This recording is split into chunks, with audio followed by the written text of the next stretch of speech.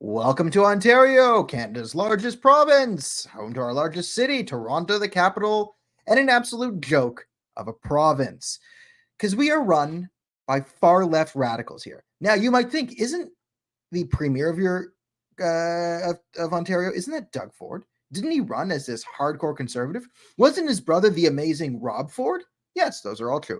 But Doug Ford himself, well, I don't want to say he's a lefty. He's governs like a lefty because he's above all else a kleptocrat and then a coward. Like maybe I'm not sure if he's more corrupt or cowardly, but those are the two primary urges of Doug Ford. It's corruption, give me money, and I'm scared of whoever.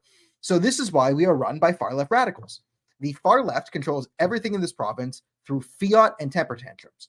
The NDP is irrelevant because no one likes them, because no one likes this far left thing. But again, our premier, Doug Ford, is such an obsequious coward to anyone with money or a megaphone that he bends over and capitulates almost instantly on every issue.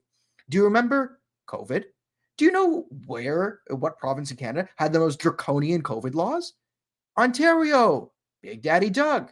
Now, Doug Ford ran as this big conservative off his brother's name, and he was so big, scary conservative that in the 2019 federal election, the stupid Andrew Scheer Conservative Party tried to distance themselves from Doug Ford, who was very popular when he had this image of Rob Ford conservatism, but they would be attacked by the mainstream media who didn't like them, so he stayed away from it. And then shift to 2021, post-COVID, that election, when Doug Ford and Justin Trudeau became best friends. There's nothing that Doug Ford and Justin Trudeau don't agree on politically. Nothing.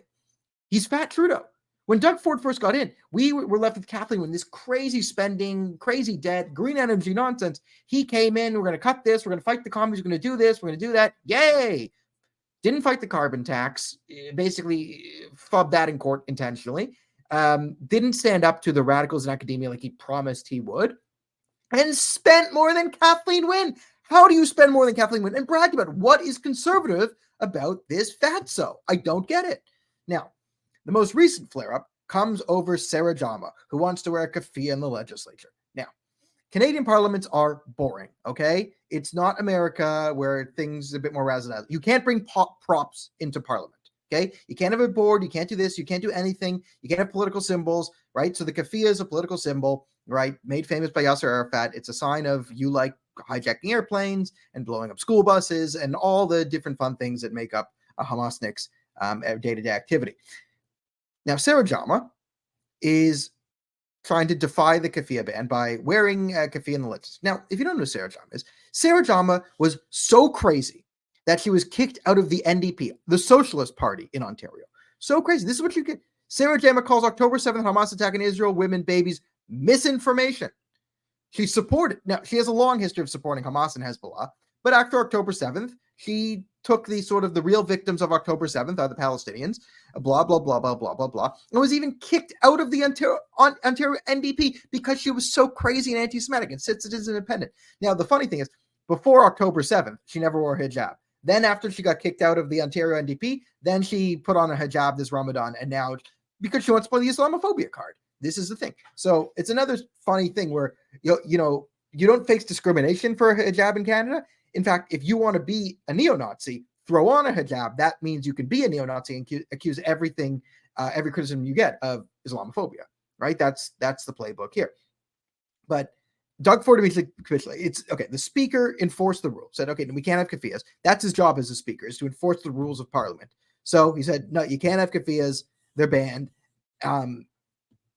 Sorry, right? And then Sarah Jama, who's not even Arab, she's Somalian, not Arab, right? We're supposed to bring this in everything, right?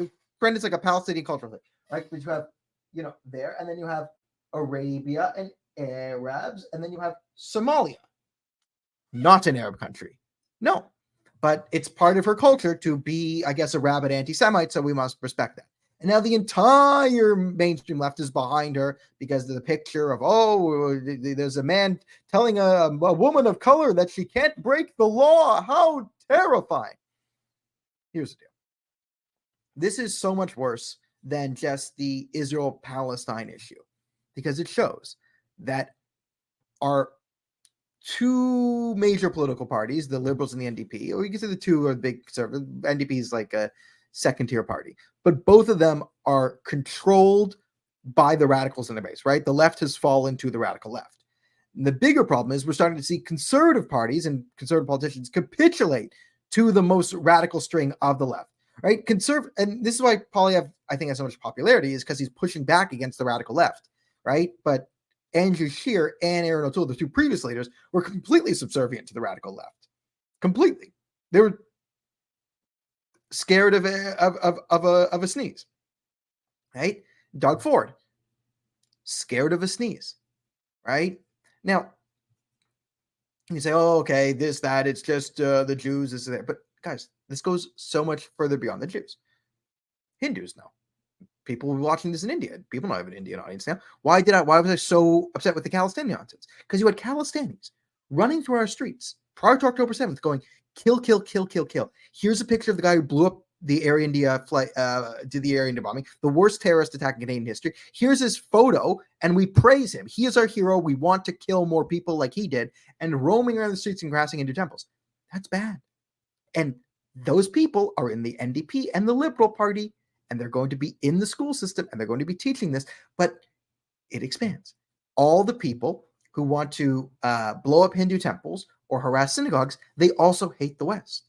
Why do you think the people burning down the churches in our country, where do you think they are on Israel-Palestine? Where do you think they are on keffiyehs? So you can let this in the door. Oh, it's just the Jews. Oh, it's just the Hindus. No. The same people are burning down your churches for the same reason they're harassing synagogues. The exact same reason. And the reason is they hate Western civilization because they've been brought up to hate Western civilization by a system full of commies funded by Islamist lunatics in Iran and Qatar. And maybe other Gulf states sometimes, but that's been cut off since Mohammed bin Salman. But here we are. We live in a country that even when the people vote for a conservative government, they get radical leftists. All you need to know about the Ontario legislature and Doug Ford and how true blue or strong conservative he is, there's a statue of Sir John A. Macdonald, the first Prime Minister of Canada, outside Queen's Park. And under Doug Ford's tenure, it's been boxed up because our very history is now racist. The first Prime Minister of Canada. The same people that wear keffiyehs and want to harass synagogues and end the Zionists, blah, blah, blah, blah, blah. All of them want to do the same thing to Canada that they want to do to Israel. And we don't have enough political figures standing up to them. Now, great, there's a few MPPs inside the Conservative Party who are defying Doug Ford, who's trying to unban the keffiyeh, and they're standing their ground and not letting the NDP get unanimous consent. And whoever those MPPs are, they are more valuable. They are worth their weight in gold. They're the only ones who have the balls to stand up to this nonsense, and they must be supported. The others, trash, absolute trash, and we don't need them. They might as well be Antifa members themselves.